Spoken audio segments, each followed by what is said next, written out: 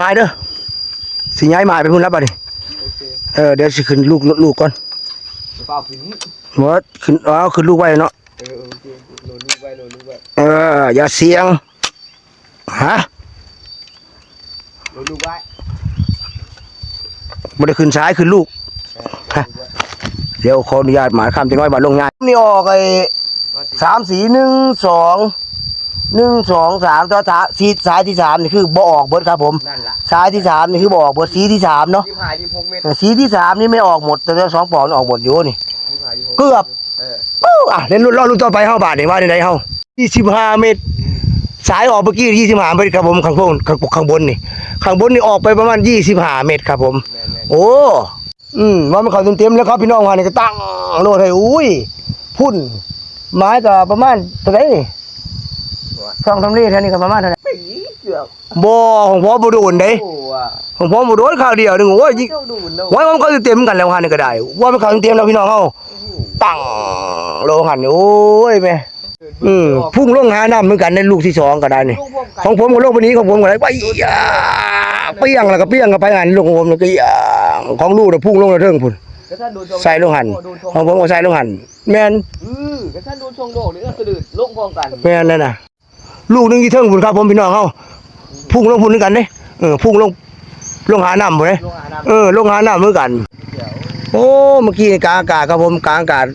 นี่ผมลูกนึงใกล้ลูกนึงไป2ครับผมไป2ลูกนึงที่เทิงพุ่นครับผมเทิงพุ่นเช็คสภาพก่อนพี่น้องเฮาขอเช็คสภาพก่อนมื้อนี้เฮามาติดต้มปลายเบิ่งดูมื้อนี้เช็คมาดูโอเคผ่านอยู่มื้อนี้เฮามาลุ้นเบิ่งอย่าเสียงเดี๋ยวรู้รอเบิ่งครับผมพี่น้องเฮารอไปนำกันนี่ละรอลุ้นไปพร้อมๆกันเด้อพี่น้องเฮาว่าสิขึ้นเชิงใดขึ้นแบบใดมาแบบใดเฮาก็จังว่ากันอีกเทื่อนึงว่ามันสิไปแบบใดเพราะการยิงนี่มันสิอาจจะมีพลาดแน่บ่พลาดแน่เนาะพี่น้องเฮาต่อไปนี้เดี๋ยวจะขอพักคำว่าเงียบสักน้อยเดี๋ยวพี่น้องเด้อคำว่าเงียบนิดนึง15 นาทีเมื่อจะได้ปืนพร้อมขึ้นเซฟโอเคขึ้นเซฟเรียบร้อยครับพี่น้องโอ้ยังครับผมนี่เอาปะโอ้คนไหนก็ลอกอีกดูนี่โอ้ไปจัดการสงสัยต้องเข้าตลาดครับผมมันใหญ่เกินที่จะกินนะครับพี่น้องเขาโอเคโอ้ใหญ่เกินที่จะกินครับผมเขาจะซื้อแล้วกินมากินเอาไหมแมนโอ้ยยอดไปเลยว่ายีโซหรือนวลจันทร์ครับยีโซครับผมยีโซลุงว่ายีโซครับผมยีโซครับผมยีโซใหญ่ครับผมโอ้นอนออฟบีเคเป็นผู้ใดครับผมโอ้ตัวผู้เนาะยีโซใหญ่ตัวผู้ครับผมหมานลูกโอ้หมานแค่ความยาวครับผมนี่ประมาณเกือบเมตรโอ้ลูกแท้โอ้ลูกแท้เฮ้ยใช้หันทางเปมาด้วยหมอหันทางเปมาด้วยโอ้นะครับตัวมันตะกี้เราครับสั่งข้าว3 4 5มีนะครับผมนี่โอ้เฮ้ยดอกกระสิทธิ์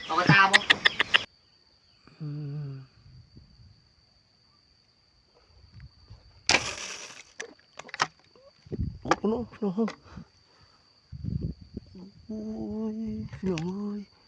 โอ้ยผมยิงไปในความว่าบ่ถือได้นี่โอ้บ่ถือพี่น้องใส่พร้อมบาดอยู่ได้เมื่อกี้นี่พลาดพี่น้องเฮาพลาดโอ้ยแม่ใหญ่นะ10 โลได้อย่าเสียงลองดูไหมโอ้10 โลได้ดอกเมื่อกี้นี่นะพี่น้องเฮาตุ๊บโอ้ขึ้นหันเลยนะไก่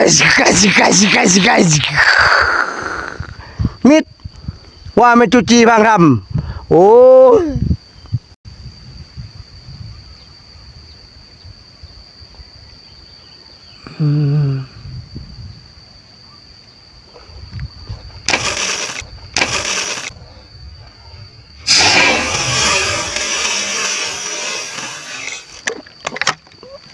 โอ้ พี่น้องเอ้ยโอ้ยผมยิงไปในความว่าโมถือได้นี่เป็นปลาใหญ่ปากอ่าวช่องแคบครับผมปลาใหญ่ปากอ่าวปลาใหญ่ปากอ่าวช่องแคบนะช่องแคบเดี๋ยวรู้มันมีตัวบ่เดี๋ยวรู้นั่นปากอ่าวมันครับผมน่ะช่องแคบปากอ่าวช่องแคบอยู่หันครับผมน่ะอยู่หันกลางลำ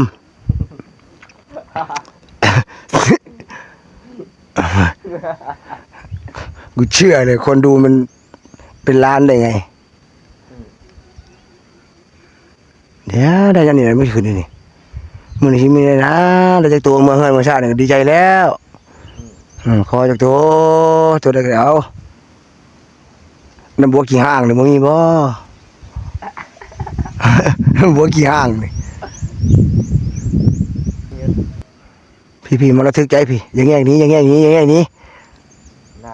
มองนี่แล้วนี่โดมจับเรียบร้อยนะปืนนี่แหละ นะปลายปืนนี่แหละอยู่ปลายปืนนี่แหละนี่โดมจับมาลายมือละ นั่นพ่อการเสียปลายปืน เพราะว่าติดกล้องจับมาเกินแล้วเดี๋ยวเจอพาเจ้าของครับผมช่องแคบ ก็ห้อง พาเจ้าของช่องแคบข้อห้อมครับ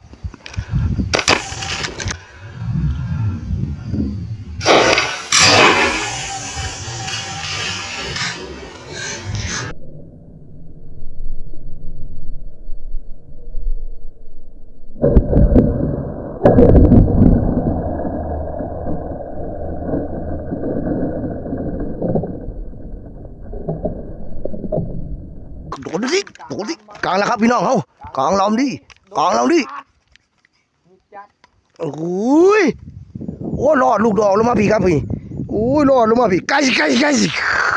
โอ้ยอะไรวะน่ะเฮ้ยโอ้ยไก่โอ้ยยิงอยู่บุกกับบุรอดมาเลยรอดมาพี่โอ้บ่ถึกจักคนเลยโอ้ยโอ้โหโดนกากาได้พี่น้องเขาโอ้ผ่าได้ไหน ว่ามันกลางอากาศ โอ้ยสร้างเป็นเอ็นบ่แข็งโอ้ยสร้างเป็นเอ็นบ่แข็งพี่น้องครับโอ้ยสร้างเป็นเอ็นบ่แข็งโอ้ยมี10เนาะครับเนาะหันเนาะโอ้ยขายบุ่มเลยหันเห็นไหมขายบุ่มผมก็ลอยเลยพอก็ลอยเลย ล้อเร็ว พอก็ลอยอยู่ไอ้ขึ้นน่ะที่จริงพอตาอากาศได้เลยน่ะโอ้ยตาอากาศถึงแล้วเนาะโอ้ยไม่รอดค่ารอดไปอ้วกดับอ้วกเลยครับอ้วกเงียบอ้วกปุ๊บไก่สิ กลางลำ โอ้ยเนาะ อากาศ กลางลำกลางอากาศเนาะโอ้ยนายดิ